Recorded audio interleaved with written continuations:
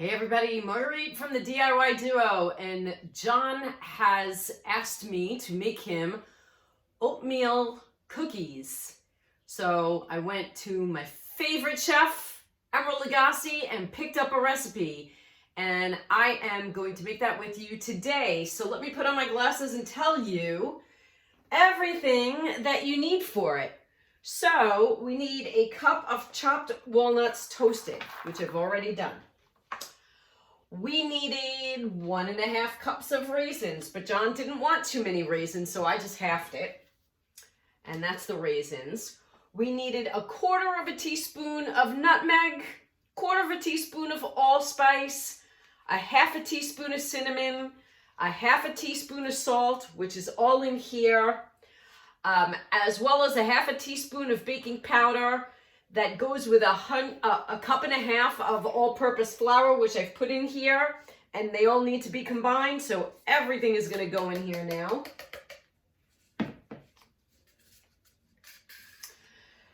3 cups of old-fashioned oats, not the instant kind, not the quick cooking kind, also not the steel cut kind, just old-fashioned oats.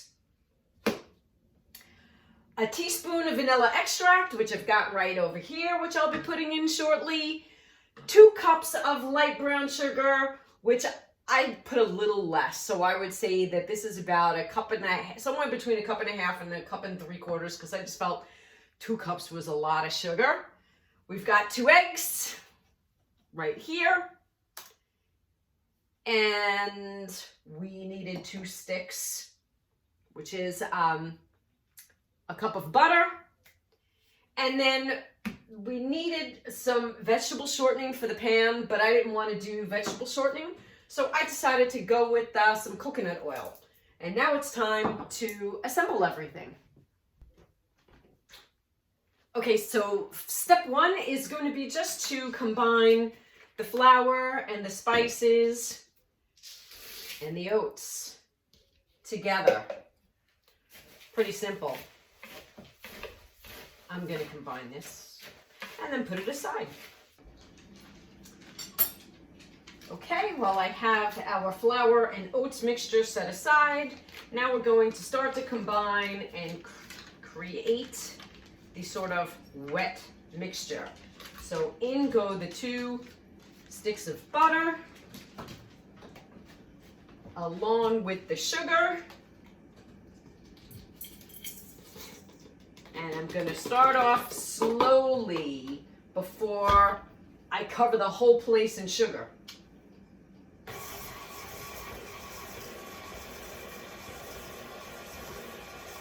All right. I am going to let this combine now for a good 2 to 3 minutes. Okay, it's been 2 to 3 minutes. As you can see, this has become nicely mixed.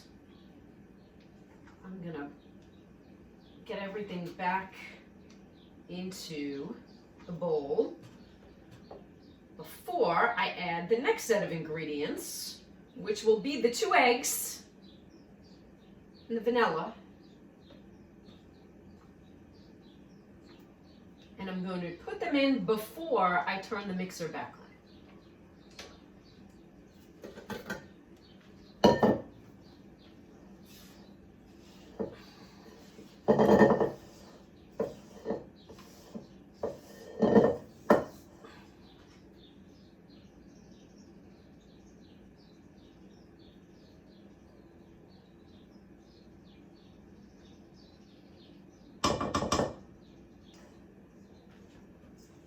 Two eggs.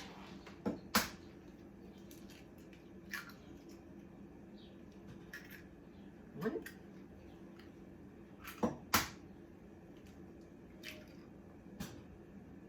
2.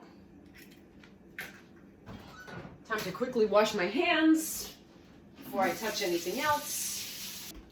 1 teaspoon of vanilla, and I'm okay if I go a little over on the vanilla because vanilla tastes good.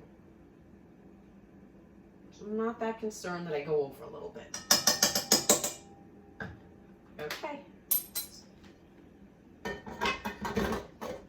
Okay, we'll start to mix this again. We're gonna start low so I don't go and I have a volcano of eggs and vanilla in my face.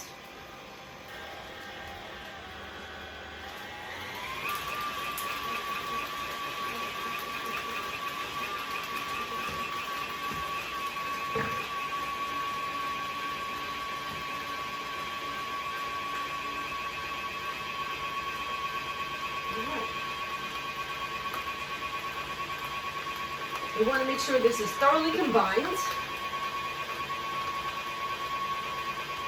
before we add the dry ingredients. While I have this combining, I actually turn my stove on 375 to preheat. All right.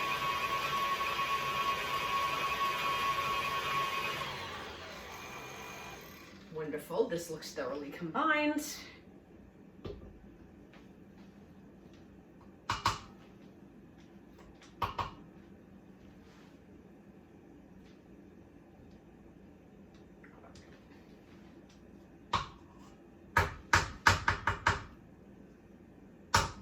And it is time to mix in our dry ingredients, which I'm going to start by hand.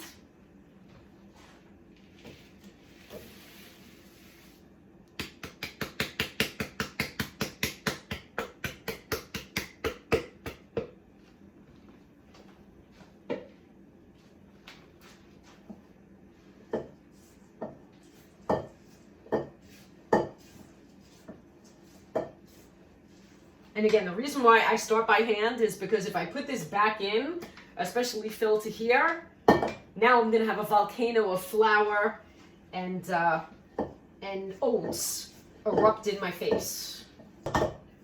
We're going to mix on low.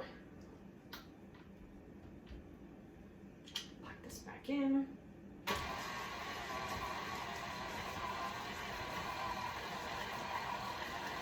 Beautiful. Looks fabulous. All right, I like the way this looks. I'm gonna hit off for a moment. And now the last piece of this is to mix in the walnuts and the raisins.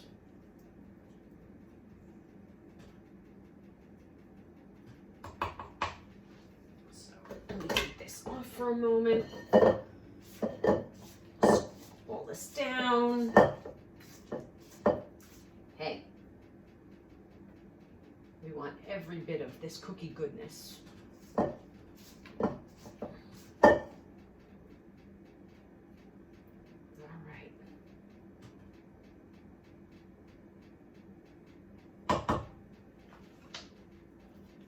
Raisins.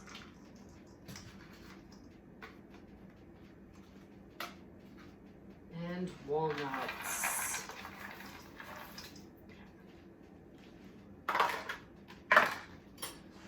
I'm going to do this again. I'm going to sort of mix it a little bit myself just to get it combined. And then I'll let the paddle do the mixing for me.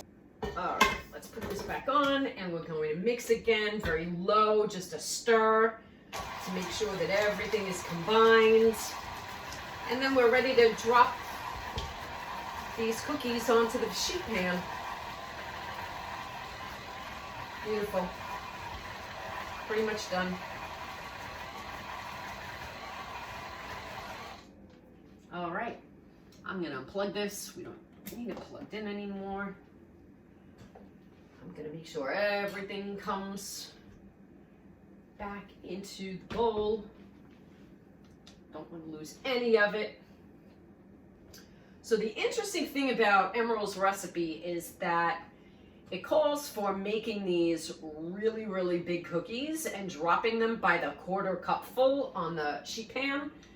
but I'm gonna make mine a little smaller, which means that perhaps the baking time might actually be less than what his baking time says it should be. So we'll see. We'll see very shortly. Okay, I have my cookie sheets coated with the coconut oil. And I'm using a tablespoon. And I'm gonna make them big cookies. But I'm not gonna make them as big as Emeril was making them. And I'm gonna leave them as round balls and see how they melt into a round cookie on their own. And I think I'm only gonna do 3 per row.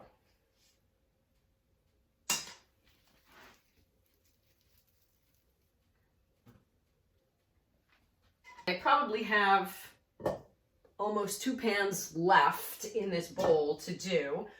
The oven is up to temperature and I'm going to put them both in.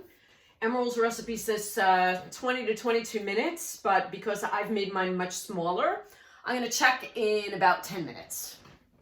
Okay, first batch is coming out of the oven and these are about 13 minutes. The next batch I put in, I'm going to switch the pans around at the 6-minute mark so that both sets of cookies will have the same even brownness, but they smell absolutely delicious. John, am I catching you with your hand almost in the cookie jar, so to speak? It's making its way over. Okay. All right, we're gonna give it a try. All right, we're gonna give it a shot. Crunchy on the outside, chewy on the inside is the way it's supposed to be. Not bad. Not bad? Not bad. Is it a keeper? Or do you want me to try the other recipe I found online to compare next week? I think we're gonna try the other one. Yeah? Mm-hmm. But you like this. This Yeah. is Emeril's recipe. Yeah, it's good. This will work. You'll take it to work. People will be happy. Yep. It's got lots of sugar in it, so they should be happy.